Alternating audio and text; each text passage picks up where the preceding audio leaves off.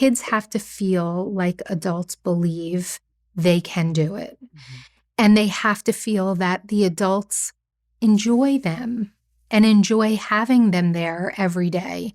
Welcome to Let's Talk Kids. I'm Mary Coogan, President and CEO of Advocates for Children of New Jersey and the host of Let's Talk Kids, a video podcast with community partners, policymakers, and experts on issues impacting children and youth. Today, I'm thrilled to be joined by Dr. Christine Johnson, who is the Superintendent of the Hoboken Public Schools. So glad you could join us. Thank you. I'm so glad to be here.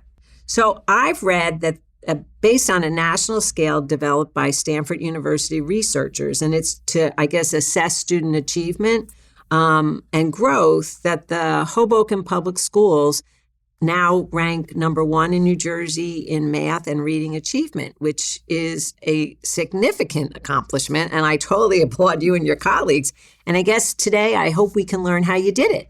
Absolutely. And I think one of the things to make really clear is that in that study, we're looking at growth, not overall achievement. So it's really measuring the growth of student achievement over time as opposed to the end game result, which is actually a good thing because then we can kind of talk about not only how we got there, but what else we need to do to continue to raise the bar of achievement for the students in Hoboken. Thank you for the clarification, but I do think any type of growth is wonderful, especially as people keep talking about the impact of COVID, kids falling behind, et cetera, and the fact that the kids in Hoboken clearly are doing better and better is, I think, significant. So I do applaud you. Thank you. So what brought you to the Hoboken Public Schools? Let's start there. So I was a superintendent for years in the Morris County school systems. I was first in Mendham Township, and then I was the superintendent in Boonton.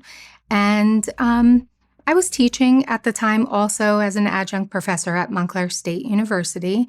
And while I was there, a colleague and a friend of mine said, hey, Hoboken has a position open. Are you interested in applying? And at first I really wasn't. I was in Boonton at the time for about 8 years and kind of really steeped into the work that we were doing there, also student achievement focused. And I said, no, I don't think so. And then after a few nudges, I said, let me give it a try. So I did apply and went through an interview process there. And the more I visited Hoboken and the more I interacted with the Board of Education, the more I realized that it was the type of educational challenge that I really was interested in.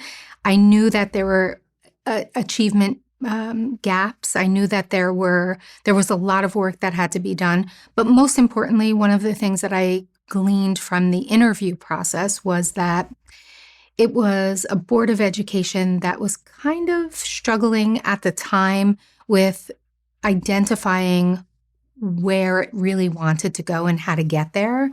And also there were a few superintendent changes in a very short period of time. So I knew that the faculty was kind of craving some consistency. So I said, let me give it a shot. And I'm now going on to my 11th year there. Wow. So you're up for the challenge. Yes. All right. So what did you find there? Talk a little bit about the demographics, the student population, how many schools, how big are they? So at the time, Hoboken had 5 schools. A middle school and a high school were actually joined together. So it was a junior-senior high school. Okay. Demographics at the middle high school level were probably around 70 to 73% minority children, between 70 and 75% economically disadvantaged. We also had one elementary school in the district, Connors Elementary School, that was a completely segregated elementary school with over 90% economically disadvantaged children and over 90% minority children in the school. And the other 2 elementary schools were kind of racially balanced and mixed. And what's the total population, like the student population? About 55% were economically disadvantaged and about the same in terms of racial and ethnic minority breakdown. But like how many kids total? Are you talking about huge schools? Oh, no. So we're talking about a population of about 2,700 students, not including pre-K. This is back what year? 2015-16. Okay. And were there charter schools in Hoboken? There were 3 charter schools. So each of them came at a little bit of a different time in history. There was Hoboken Charter, and then there was Elysian Charter and Ola Charter School. So there were all 3. And when I arrived into the district was in the middle of a lawsuit with one of the charter schools in terms of expanded enrollment. The school district filed a lawsuit regarding how the charter schools, in their opinion, had a segregative effect on the overall city's population. Once I got to the district and took the seat, the case was already pending and they were just waiting for judgment. Okay. And ultimately, the public school district did not prevail in the case. And the courts found that the city of Hoboken, that if you were going to look at the demographic footprint of the public schools versus the charter schools, the only way to actually do that accurately was not to compare the public school versus the charter schools, but to look at the overall population of the community. And so while at the time there was a pretty grand difference between the demographic footprints of the public school system and the public charters, the courts basically said, but the city of Hoboken is changing and the footprint in the charter schools look similar to that of the overall city. Interesting. And so the district did not prevail in the suit. Interesting. Okay. So talk a little bit about what did the performance level or proficiency level of the students look like in 2015? Not so great. Okay. The performance of the students in the area of English language arts was about 39% proficiency. Okay. And in the area of mathematics, it was 31%. I can also tell you that the advanced placement scores at the high school were pretty abysmal. I think only 22% at the time were scoring 3s and higher. There were no AP scholars that were identified. And the number of children that were actually participating in the AP program was on the low side, very low. And all of that has dramatically changed. So you had a few challenges. Okay, so how did you get from there to where you are today, which is all kinds of accolades for what's been accomplished? What was your approach? Yeah. Well, one of the things that when I first came in that I realized was that there was a little bit of a lack of trust in terms of leadership and programs and things like that. I think that the faculty was a little concerned with putting all this effort into a new superintendent coming in and wanting different things. And was this person actually going to stay? Because they hadn't in the past. So was I going to actually stay? And so I decided to just start off by letting them, I am not going anywhere. I went through the whole thing. This is a district that I plan to retire from. This is not a stepping stone for me. I'm not a brand new superintendent, so I'm here to stay. And then we focused particularly on things that would change the narrative of the school district. I think sometimes people go into school districts that are having challenges with student achievement and automatically they think we have to test prep. The only way to get test scores up is to test prep. And I looked at it a little differently. I looked at it from the perspective that I saw what our enrollment was. It was low. It was at a historic low point. I thought to myself, before I even jump into the idea of raising student achievement, I need to ensure that the community understands what we're doing. And I wanted to create, with all of my administrative team and the board and the faculty, the most unique, innovative school district that anyone would want their child in. That was the goal. The goal really was not first to say we're going to spend 6 hours prepping for the NJSLA or, whatever the test was called at the time. The goal was, what can we put in programmatically that would make all families in Hoboken want to come to the Hoboken Public Schools? That was really what we tried to do. The second thing was an assessment of rigor in the schools and to make sure that we were not holding kids back, not consciously, but even unconsciously as a result of the systems we had in place. So, for example, we had a gifted and talented program at the time, but not all kids were tested for the gifted and talented program, right? So we had to make that shift. Every child was going to be tested for the gifted and talented program. We had tracked classes, just like the old-fashioned red birds and bluebirds and yellowbirds. There were pockets of that all over that just didn't really make sense. So we had to have conversations about how to detrack some of those classrooms. And I'll never forget a 3rd grade class that was coming in the same year that I was there at Wallace Elementary School. The parents had a meeting with me and sat down and said, "You're breaking our kids up." And I said, "Listen, you have to trust that this is the best thing to do." And they stood behind it. They said, "We're going to trust that this is the right thing to do, but we're going to watch every step of the way." Mm-hmm. And their kids ended up graduating from the high school, not this year, but last year. And all of the kids in that class, I think only 2 or 3 of them left the district, because that was a phenomenon that always happened in Hoboken, that families would come in, stay for kindergarten, 1st and 2nd grade, and then by 3rd grade, they would leave. But these parents made a commitment to stay and keep their children in the district all the way through. And it was that 3rd grade class that really reflected the progress in the district. We saw it right from, but a big part of that was making sure that not only certain kids in that grade level got what they needed, but all kids in that grade level were getting what they needed. So we addressed the tracking issue. We eliminated courses at the high school that were what I might consider not collegiately appropriate. Like, for example? Like Algebra 1A. What is Algebra 1A? Not sure what Algebra 1A is. Algebra is algebra. We offer college prep algebra.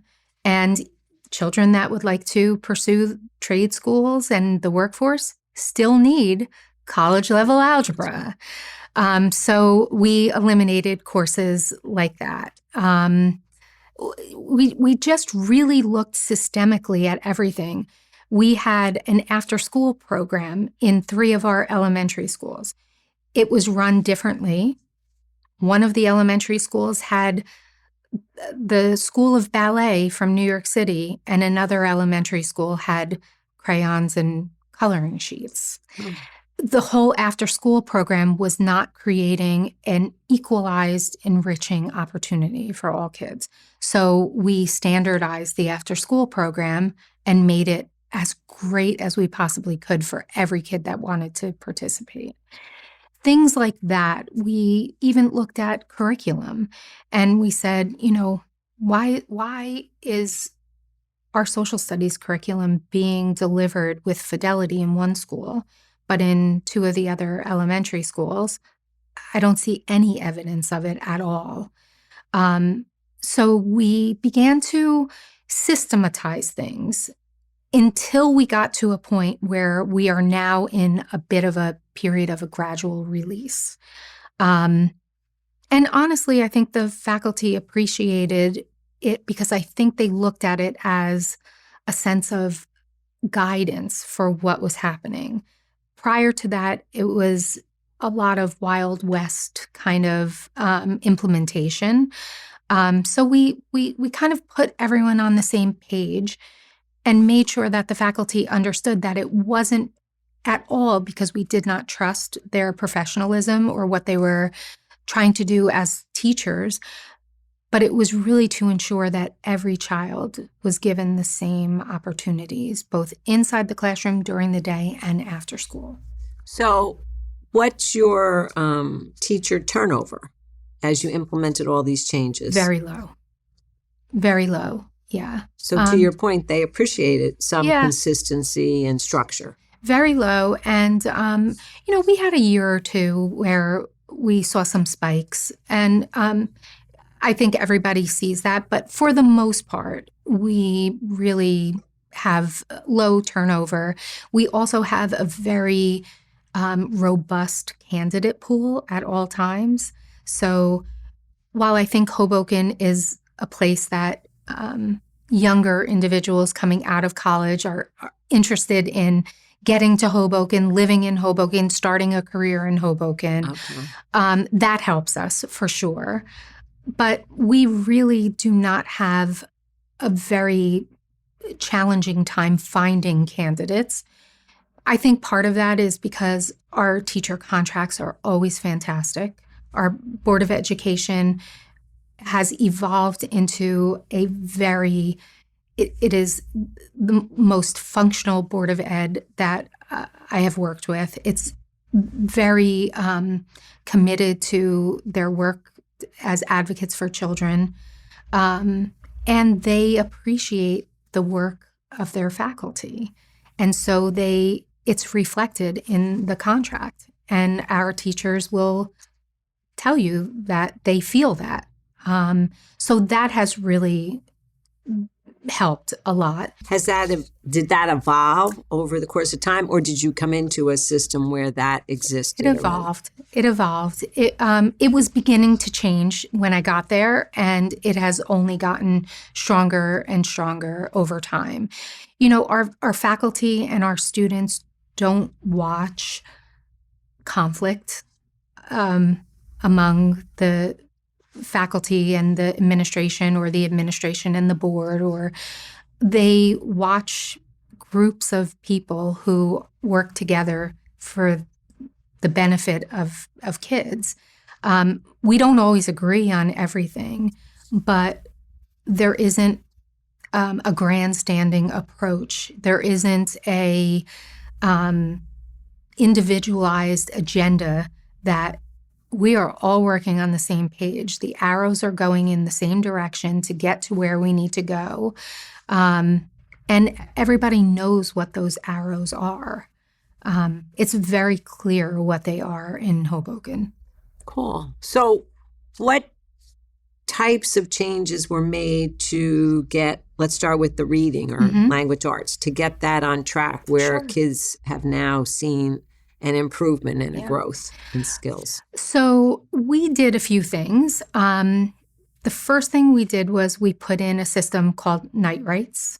And it was something that I had been doing in Mendham also, and it was something that I brought over to Boonton as well. Night Rights are a system in which every single night kids write, no matter what. They are given a prompt on the basis of something that they either read or do, and they write at night. And that was, for the most part, what their homework was. My philosophy is the better writer you are, the better reader you are, not the other way around. So what we did was we broke Night Rights up, and we had 2 nights were dedicated to language arts literacy, and the prompt was associated with a core novel that the kids were reading. One night it was more of a expository essay based on what they might be doing in social studies. One night it was a little bit more of a text comparison type of writing prompt based on something science related. And they did that for a good 3 to 4 years before we made any change. It was just writing night after night after night. And how I mean, talk a little bit. How much did they have to write? Did the teachers then grade it or give criticism, feedback back? Yeah. Like We thought a little bit about, and because I had been doing night writes for a long time, I learned a lot over the years. And one of the things that I learned was a classroom teacher realistically cannot grade how many papers every single night. So we kind of changed the philosophy on it a little. The idea was that kids would develop a sense of automaticity in writing, that they would be able to write on demand, really as a life skill. And so the goal was that kids would get the prompt and they would be writing 3, 4, 5 paragraph essays every night. They would then bring it in the next day. And depending on what the night write was based on, that teacher the following day would utilize the night write as the anticipatory set for the actual next day's lesson. So they did not have to take every essay and grade every essay from every night write, but what they did was they incorporated it into the beginning of their lesson. So it might be something like, everybody take out your night writes from last night. Take out a yellow highlighter.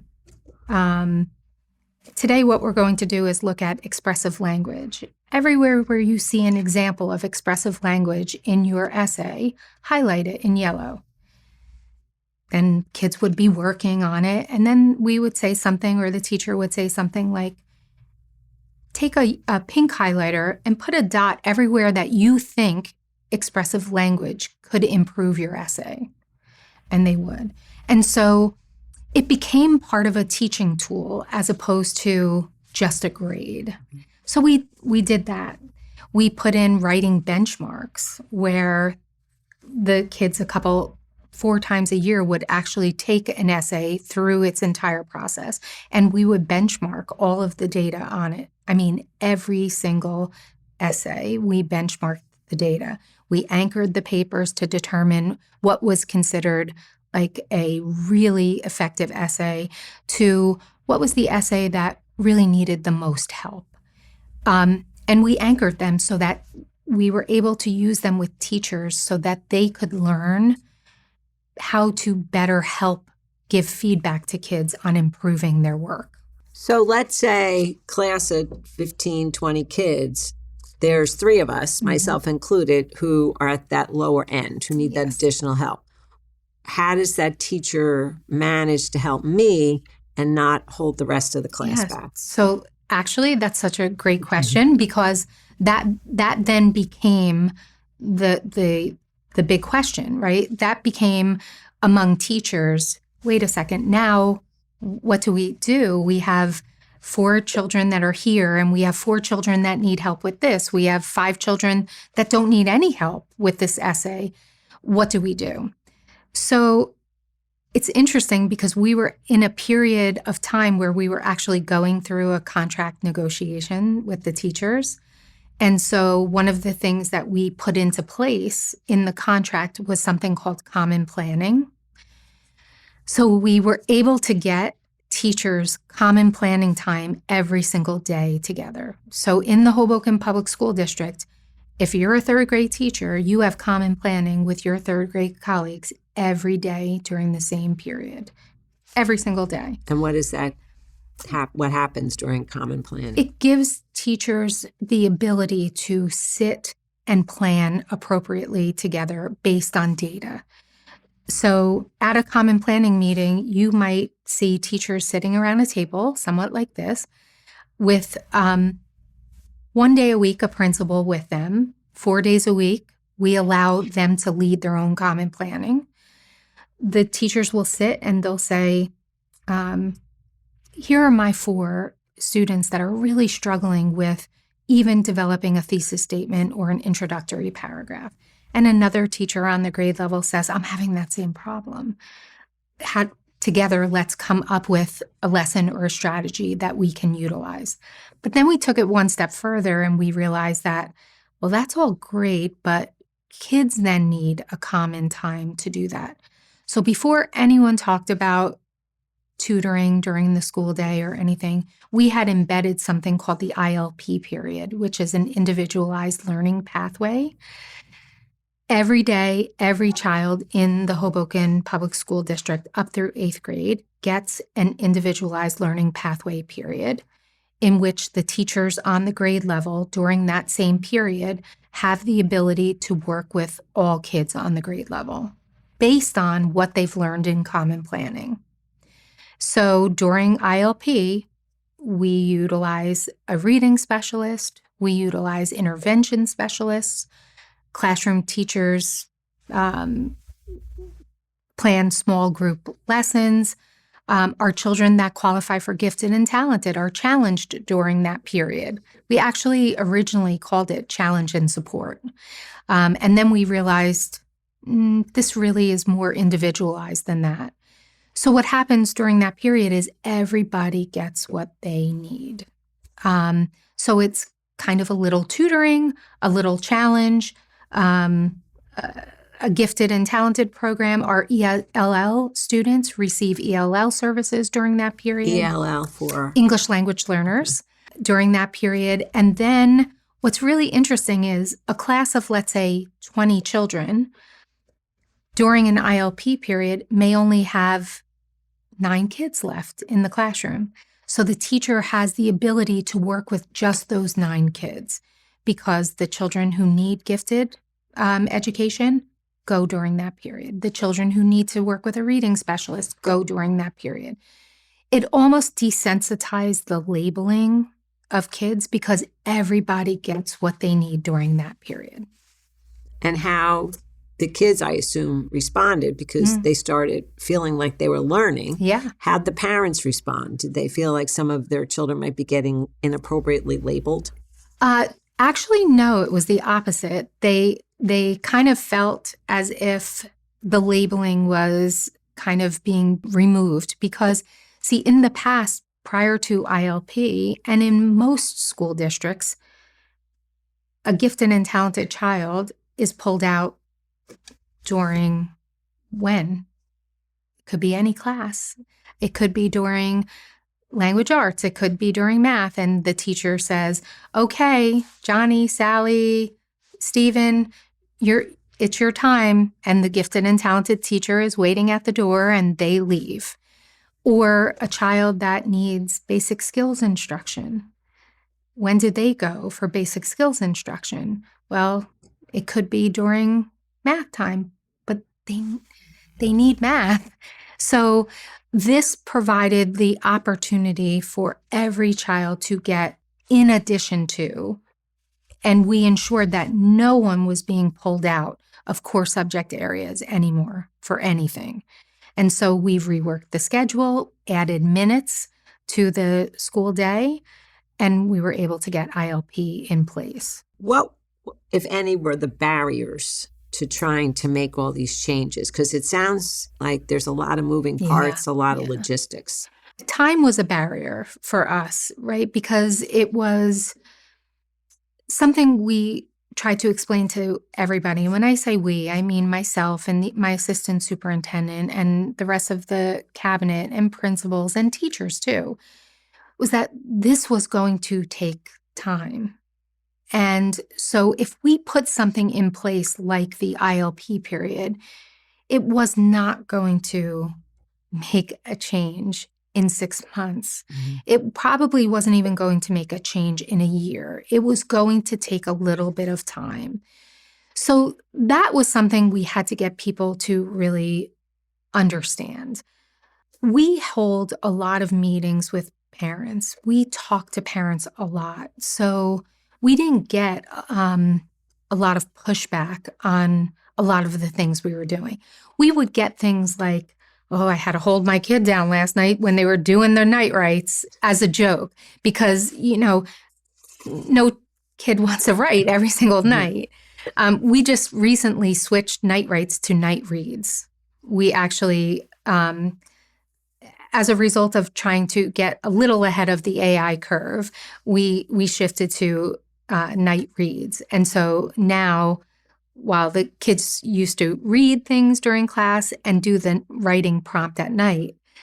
Now they read at night and Yes, write. correct. Interesting. Yes. So we've made that shift. But that was a huge thing that we did. Another big initiative was we trained many teachers in multisensory reading. So as you're hearing a lot about the science of reading right now, everybody is kind of talking about New Jersey and other states moving into the direction of the science of reading. We had been there in Hoboken for many years. We were integrating phonics and phonemic awareness and multisensory reading approaches well before people were really talking about it. So just take a minute to explain what are those different elements. So it is everything from blend sounds to really understanding how to read, how to deconstruct words, as opposed to context clues on pages. Which is what has been pushed for a while, I think, right? It was pushed. We were doing guided reading. We were doing some core novel studies, but we started moving those things more into the realm of really consciously teaching children how to read. We worked with IMSE, which is the Institute for Multisensory Education, and we have over 80 teachers in the district that are fully trained in multisensory reading. But what does that mean? What is multisensory reading? It is a series of strategies that allows children to actually break words down to understand how to read and speak them, as opposed to memorizing words. Okay. But multisensory reading doesn't ignore the bank of language. So in a multisensory classroom, you still will see word walls. You will see a very rich print environment in a classroom. So in our classrooms, if you walk in, you will see word walls and anchor charts all over the classroom to ensure that there's reinforcement of what the children are reading. But you'll also see kids in our classrooms at the K1-2 level sounding words out by tapping up their arm, using sand trays to feel the letters that they're actually writing. That's all part of multisensory reading. That is the science of reading. So we're deep into that. So in addition to 80 plus teachers being fully trained by the Institute, we took it one step further and we partnered with the Orton Gillingham Institute. And we now have over 70 teachers in the district fully certified as Orton Gillingham reading teachers. And for those who don't know Orton Gillingham, what is that? So Orton Gillingham was the original multisensory reading approach. These are not boxed programs. They're not canned curriculum. They are actually strategies for teachers to use to help children read. We think about Orton Gillingham, a lot of people think about it's a strategy to help children with dyslexia read. But in all actuality, it's for all children. Mm-hmm. And so we now have over 70 teachers certified as classroom Orton Gillingham educators. We have over 10 teachers that are associate level certificate holders. Those are our reading specialists and some of our special education teachers. We have another cohort going through this year with another 15 teachers. Our goal is, and what we have now, is every grade level at every school has at least one Orton Gillingham certified teacher, so that if any child is struggling with reading beyond kindergarten, there is a classroom that embeds the strategies from 8:15 in the morning until 3 o'clock in the afternoon across all content areas.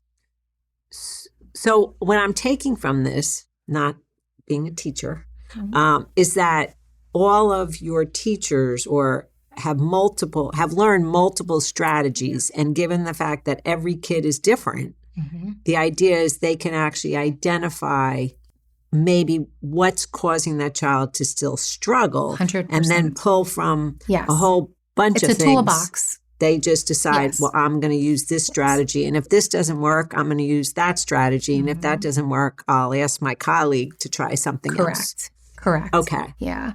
So that's a variety. Now, I'm thinking that type of training, can every school district do that, or is that really expensive? And so It is very expensive. Okay. So we are fortunate in Hoboken. When I first got to the district in 2015, I met right away with a group of parents who are really excited about new leadership, just in general. And I helped them form the Hoboken Public Education Foundation. It was something that I had done in Mendham. It was something that I see in other districts where you have a dedicated group of community members, parents in the district that come together and form a foundation. And they make it their kind of life's work to help generate additional funds for the school district. Okay.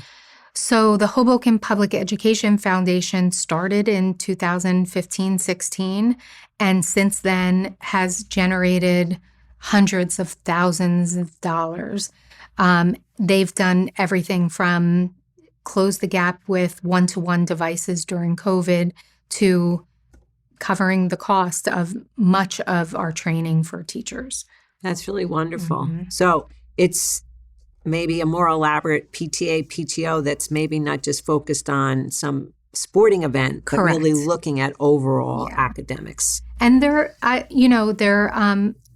great partners, but they're tough partners too. They're not just going to hand money over.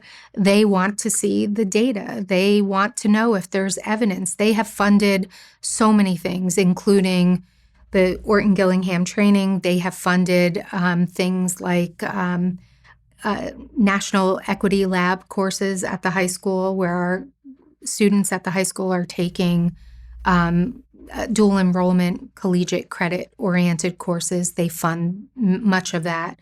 They fund SAT courses. They fund the building of new labs. You know, one of the things we talked about when I first got here was like, how do we make the Hoboken Public School District a place where people would want to come, where kids would want to go to school? The Hoboken Public Education Foundation helped us fund an innovation lab. They helped us fund a hydroponics and aquaponics lab. They helped us fund a Hudson River estuary living lab with touch tanks. They helped us fund a business lab with the Bloomberg curriculum. Wow. An aviation lab. We have, students that are studying to be pilots. So they've helped fund that. It was a whole community effort, but things that you're talking about, like the Orton Gillingham training, it's expensive. It's a $1,500 endeavor per teacher, per training block. So once they get past that, then they stay in it for a while, and then there's a fee to ensure that their certificate stays intact. Okay. Yeah. Interesting. So how, if you did, but I'm assuming there had to be some changes to school climate, right? Because you were saying when you first got there, it was not the hot spot to be. So what things changed there, or how did you change that? I think we talked to a lot of families. We talked to a lot of kids. We involved our faculty, and we tried to implement things that they wanted. So for kids to be happy and feel safe at school, they need things that interest them. And we knew that if we were putting the pressure on in terms of academic rigor, we also had to create an environment that was welcoming to kids and faculty, but kids in particular. So We added things that they wanted. We put in a Classroom Without Walls program where kids travel internationally 2 times a year. They go all over the world, the Galapagos Islands, Japan, everywhere. And no child is held out of it if they can't afford to go. We ensure that they can go. We put in a sailing program because we had kids in Hoboken that it's a 1 square mile city and they had never seen the waterfront. We expanded sports. We said to the kids, we did surveys. What are the sports that you really would like to see? As a result, we added volleyball and we added lacrosse and things that we knew would get kids excited about coming to school. There were also some behavioral challenges that we were seeing across the board. And some of that, in my opinion, is because they really didn't understand what the purpose of coming to school was.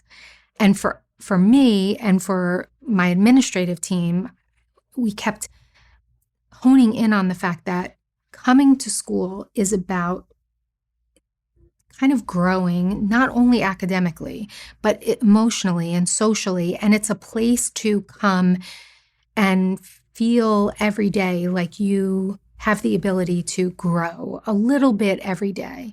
So we kind of put things in, like we changed the discipline policy. The discipline policy was very, very much associated with, you do this wrong, you get 10 days suspension. We want kids to learn, but yet we were holding them out of school for 10 days. So we switched things around. We said, if you make a mistake, first of all, you're forgiven. That's the first thing. The second thing is there will be a consequence, but you're forgiven, but you will be in school while you're being forgiven. And so we started really putting things in, like in school suspension options.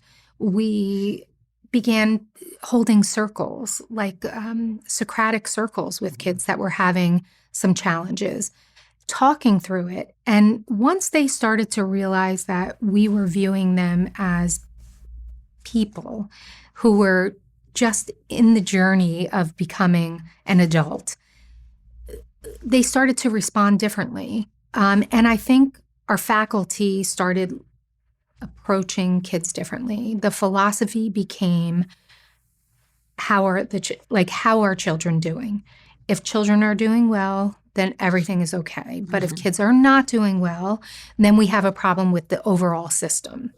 So, we started working on things like that. I mean, we had some pretty high profile things happen at the school that really shook the community, or at the high school that shook the community's kind of confidence in the safety of the school.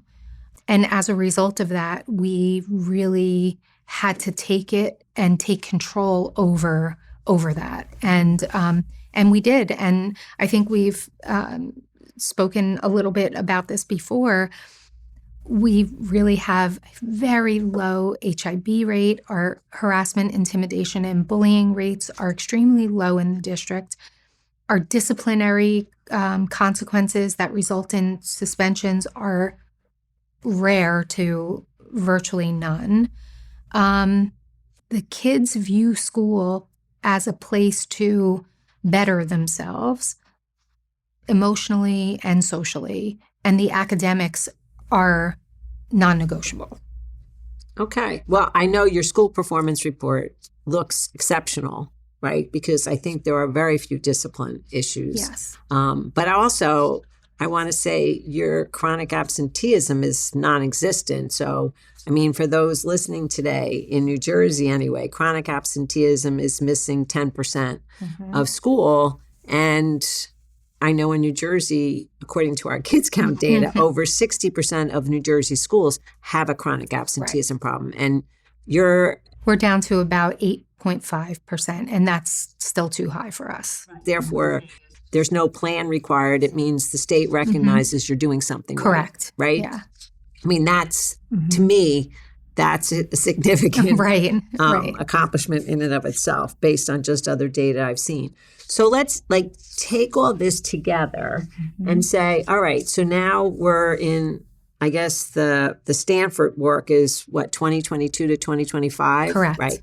So you started in 2015. We're now 10 years later. Yeah. And maybe start with what is that the Stanford University Educational Opportunity Project?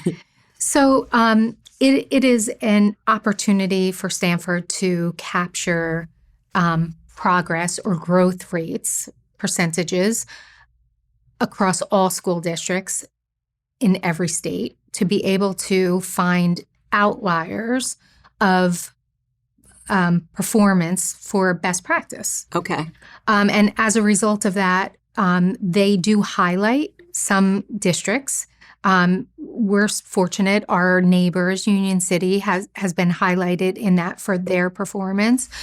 We fall just short of the number of students in grades 3 through 8 to count. So while we show probably we show the highest growth rate in New Jersey in both math and ELA, we don't have enough students to be deemed a Stanford project? Correct. Okay. Correct. So we miss it by about 40 some odd students. Oh, wow. Yeah. So they take, I guess, data that's common across all schools, right? And as you said, trying to find, I guess, the things that are working. I'm assuming it's with the idea that other schools could copy those Correct. practices, right? Correct. So what's the data that they're collecting? So they use the state assessment data. Okay. So they're focusing particularly on, for example, right now, the NJSLA, but they included PARC, and whatever your state assessment is that is being delivered is the data that they're collecting. And those are tests that students take every year or at Yes, certain years? Every year. And so if you look at Hoboken's chart, it's kind of interesting because if you go back 10 years, you will actually see where Hoboken falls versus the state of New Jersey. And what's so wonderful about this project is that you can put in, it's an interactive graph. So you can check and see how do you measure up against districts with like peers. Okay. Maybe you would like to, for example, one of the things that I did was I put in all J-factor districts. J-factor districts are? So in New Jersey, you run from A to J. They're based, and New Jersey doesn't really use the criteria so much anymore, but it is the socioeconomic breakdown. And so there are very few J-factor districts. There are a lot of districts that are FG-factor districts, not so many A-factor districts, right? So your J-factor districts are your Upper Saddle River, your Mendham Township. Your I-factor districts would be your Livingstons and so on and so forth, Summit, Chatham, Madison, in those areas, right? So we spent days going through this Stanford study to be able to see how we performed from a growth perspective versus every district in the state. And so we ran all kinds of models. We did a Hudson County model because we wanted to see how are we doing against Hudson County districts. We ran a model where we wanted to see how do we stack up against districts that might be considered I and J factor districts. What about where do we stand with FG factor districts, which is where Hoboken actually is? And what we started realizing when we were plugging these in was that we were outperforming in terms of growth every district. There was no district that was even coming very close to us in terms of growth. So then I started to really look at, with my team, when did this happen? Because in 2015-16, Hoboken was here and the state of New Jersey was up here. And so when did we intersect and when did that change? And it was right at COVID time. It really was a testament to everybody in the Hoboken Public School District, because during COVID, we made a critical decision to not close. Oh. And so it made a huge difference. And now what you're seeing in those charts is, we are still on a trajectory upward. Some of the other districts during COVID were kind of on a trajectory downward. Now they're bouncing back a little, but we're still growing. Interesting. Yeah. So kids were coming to school during COVID. Yeah. Or the shutdown, I should say. Yeah, during the shutdown. So when we were informed in the springtime, just at the onset of the springtime, that no one even knew what COVID was, but cities and municipalities were kind of working with their local public school district to let them know what was happening. We immediately realized that this was not good. We were going to have no choice but to be home from the spring until the end of the school year. So we sprung into action right away. I had teams of teachers and my assistant superintendent, because if we knew we were going to go on remote learning, we wanted to make sure that we were prepared for the best remote learning possible. We did not want to hand packets out to children. We wanted it to be instruction during that time. But in order to do that, we had to make sure that we had Chromebooks for everybody. This is where the Hoboken Ed Foundation came in. They ensured that every child had a Chromebook at home. As a district, we purchased jetpacks, Verizon jetpacks. We surveyed every family that did not have internet access received a jetpack. We funded that to ensure that everybody was connected with us at all times. We put a system in where principals and the superintendent communicated with families every single day. There was not a morning that you did not log on your computer, that you did not see the principal or the superintendent, and then later in the day, vice versa. We set up story time. We had teachers that volunteered to do virtual story time online to keep literacy. We had book groups going. We really nailed it when it came to virtual learning. Then the summer hit, and I don't know if you remember, but in June, things looked like they were getting a little better. People were out and about a little bit more. And so we started thinking about, what do we need for the opening of school? So we started purchasing. We received COVID funds, and we made sure that we used our COVID funds for COVID purposes. We purchased masks. We purchased, at the time, everyone thought the desk shields were important. We purchased portable univentilators for every classroom, like tape, so that we can ensure that all the desks were separated enough in terms of social distancing. And we also purchased COVID test kits because we knew we were going to have to test. And then all of a sudden July came and people started talking about the schools closing again. I thought, no, we're ready. We're not closing. We're good. So by August, we brought our unions in. We have 3 unions in Hoboken, a teachers union that also includes administrative assistants, and we have a technicians. They're all in that union. We have an administrators union, and then we have like a support staff union. So we brought everybody together and we said, listen, we're ready to open. We do understand that the rest of New Jersey might not be. What are your thoughts?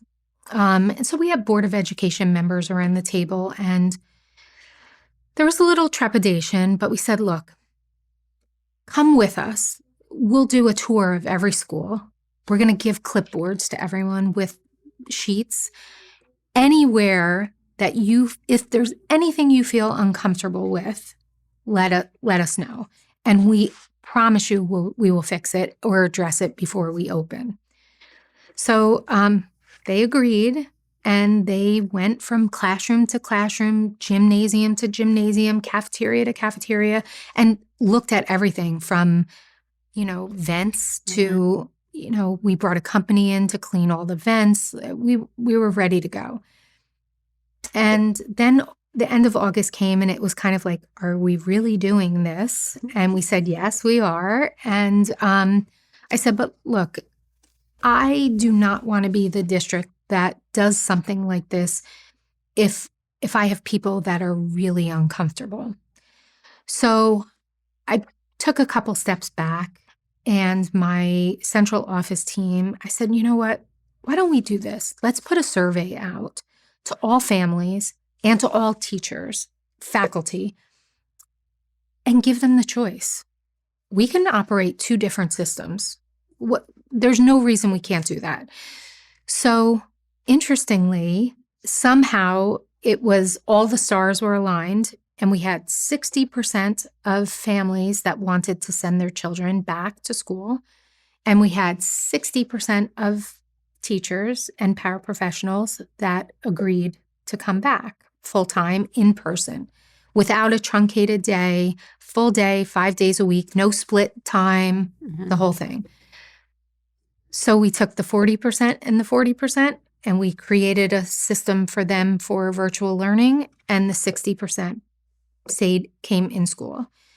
Then what we did was we told everybody every month we will put a survey out, and we will have a reentry point at the end of every month, enabling families, if they choose not to come in September, to hear how it's going. Do they want their children on remote? Do they want them back?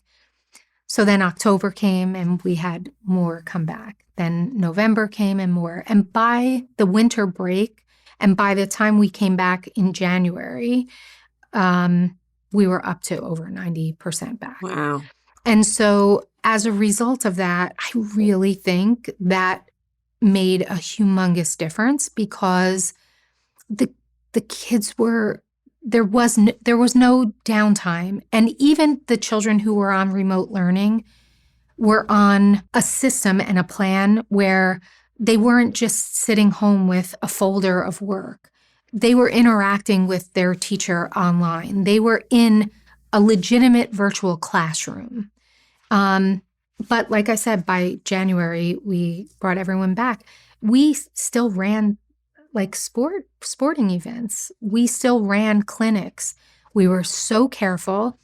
But I think all of those things ensured that the mental health of children was stable. Because interestingly, after COVID, there was a collective lawsuit regarding the well-being of kids associated with social media. We didn't qualify. We tried to get into the class action lawsuit 3 times to say, just in case, like, we want to make sure that kids are not using social media inappropriately, but our data would not allow us into any of the class action lawsuits. Interesting. But again, I think that's a tribute to you and your staff and all the teachers and the parents. Absolutely. Because definitely when kids then did come back, there was a lot of anxiety, mental health issues. That's the other kind of data I'm seeing all the time. Sure. And people are still trying to recoup from that, right? So the learning loss as a result of all that. Absolutely. And it sounds like you all maybe had a little bit of a problem, but continued on your trajectory forward. Correct. And, we also wanted to make sure that there would not be a problem. So right around that time, we put in a program called Fortitude, where we brought licensed clinicians and mental health workers into every school. So we have a whole team, in addition to having a school-based youth services center in the high school. Now our middle school and our elementary schools have access to licensed clinicians full-time during the day as well. Okay. All right. Well, let's talk about now what the results have been. So if you plug your data numbers into the Stanford University Educational Opportunity Project, what has been the growth in learning? The growth in learning has been pretty amazing. We are now up to, I think, 70% of our students, or 71% of our students, are proficient in language arts literacy. And that's from 39% or 31%, yeah, from 39%, right? Wow. Yeah, and we are over 60% in math, which is up from 31%, low 30s. So we're seeing like a relatively high growth rate in our performance. And in addition to that, we don't just look at the standardized test scores from the state of New Jersey. I mean, it's great that that's what they're capturing, but we benchmark local assessments. Like, we create writing benchmarks that we capture, so we see and we trace whether we're seeing growth in that area. We capture DRA data, which is the diagnostic reading assessment data. We capture that. We are now also going to be capturing DIBELS data, and DIBELS is another reading assessment. They take a very short period of time to do with kids, and you get a really good understanding of which children need more assistance in the area of reading. We capture math fluency data. We have math fluency assessments that kids do, and we capture that data because we know that in order for kids to get better in the area of math, they have to be able to add, they have to be able to subtract, and they have to do it quickly. So as a result, we capture that data. So is all the testing that you're talking about, because it seems like a lot, but maybe it's not a lot, how is that captured that it doesn't become like the total focus of the class? That's a really good question, and it doesn't feel that way at all. Math fluency takes literally 5 minutes, if that. You get a timer and go, and the kids go. And one of the things that's really powerful about math fluency is that children that typically struggle in mathematics can do very well in the area of math fluency. And it builds confidence, and they're watching my math fluency assessment one week, the next week it's higher, then the next week it's higher. Now all of a sudden I can do this with my eyes closed. I know how to do this. And so that's very helpful. The writing benchmarks that we do, that's just student work that kids are producing. They're not feeling it as an assessment. We're just capturing the data. We do what are called vertical slice protocols, meaning that we evaluate student work all the time. So they're not necessarily sitting as if they're taking a test.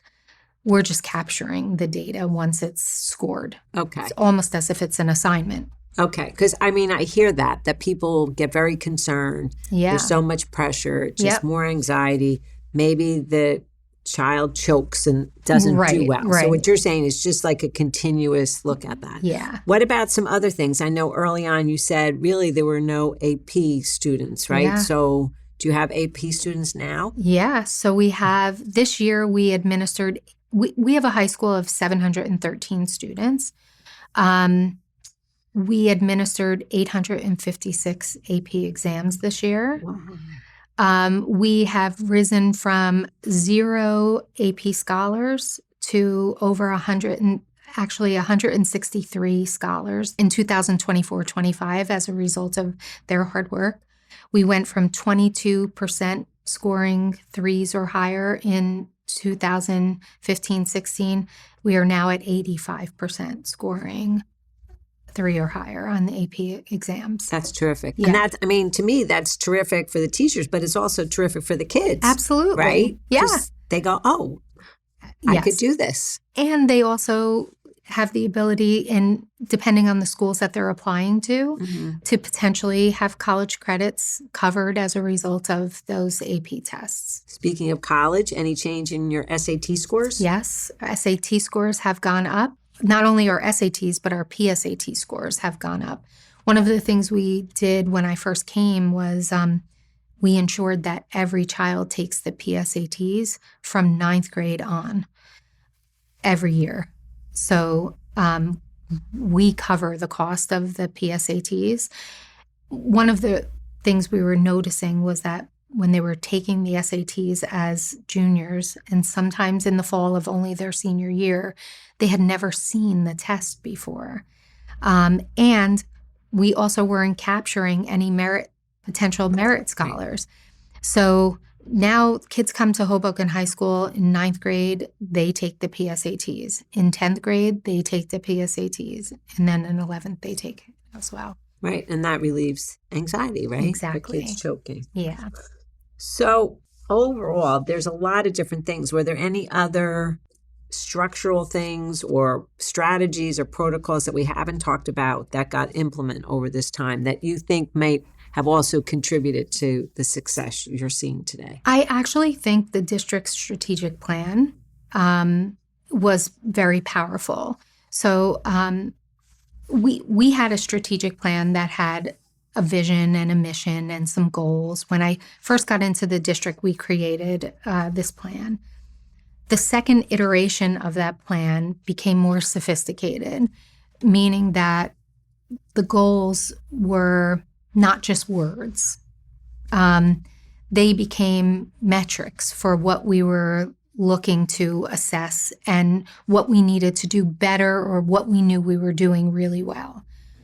Now we're on the third iteration of the strategic plan, and it has become even more sophisticated from the perspective that if you open our strategic plan, you will see that it's a 4-year plan, and there's a 4-year action plan that tells us what the goals are, what the objectives are, and what the metrics are for every objective. Our entire administrative team, all of their merit goals are based on the metrics of the system. The teachers are aware of what those goals and metrics are. Everybody knows what the vision and the mission statement is of the school district. And there's a portrait of a graduate that clearly outlines what it is that we hope for when children graduate from our system. And what I mean by that is there are very clear activities that are embedded in every curriculum that outline the characteristics in the portrait of a graduate. So like I can sit and talk to a student and say, you're graduating. Tell me how you feel about being a creative innovator. How has the school district helped you become a creative innovator? Because that's an attribute in our portrait of a graduate. And the student will be able to tell me every activity that they participated in that helped contribute to that.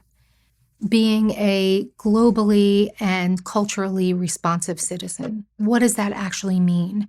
And what did you do throughout your years in the Hoboken school system that helped you now graduate from the district knowing that that's what that you actually possess attributes that contribute to that particular area?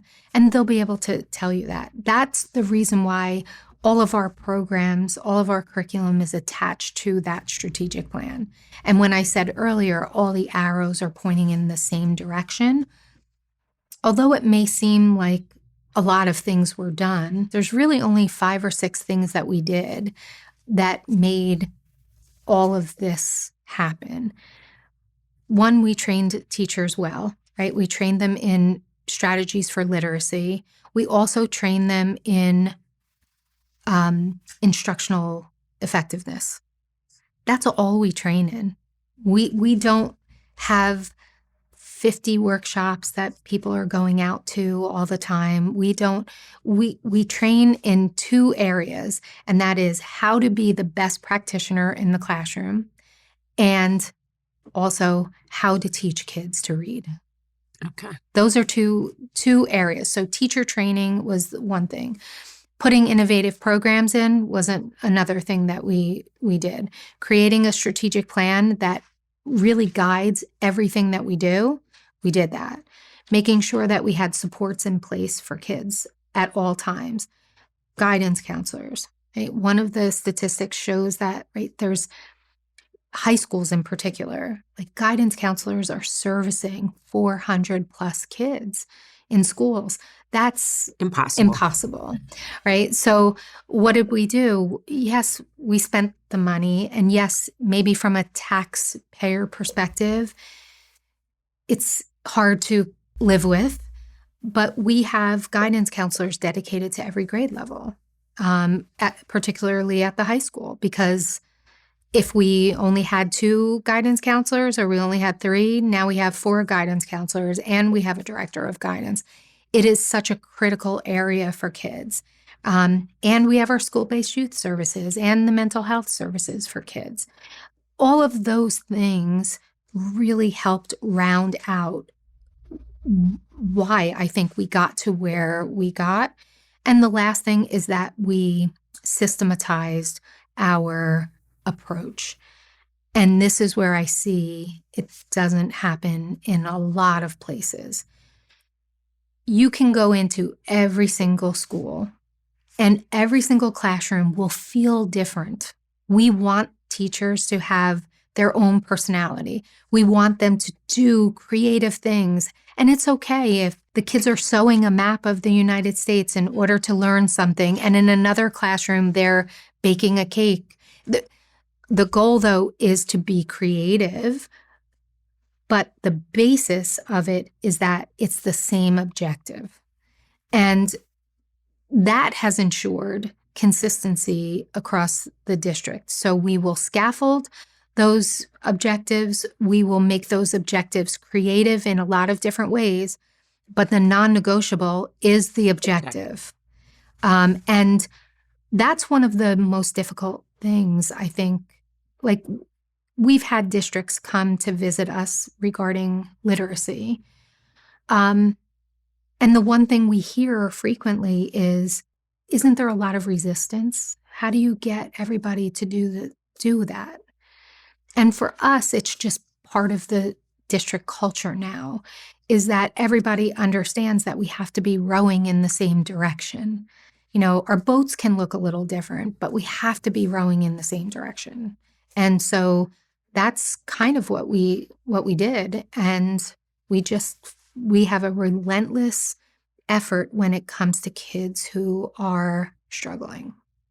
So if you were making suggestions or recommendations for other school districts, and you mentioned this, you need to be rowing in the same direction, would you suggest that they focus on that literacy piece?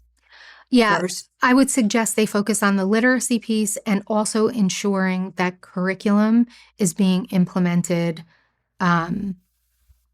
the same way in every school and in across the grade levels. So how do you make sure that happens? Your principals in the schools have to ensure that they're actually working with teachers on lesson planning and making sure that the lessons are identical. I will not walk into a 3rd grade classroom, for example, and see a math lesson and walk into another 3rd grade lesson and see that class in a totally different unit of study. It will not happen, because once that starts to happen, achievement gets skewed. Because some kids are getting through an entire year not finishing what the curriculum is, and then they go to the next year and they're mixed then with kids from other sections that some finished and some didn't finish. We ensure that every single child starts their curriculum and ends their curriculum. And my sense is you're providing the supports to the teachers to enable them to do that. 100%. Which is another piece of this. Interesting.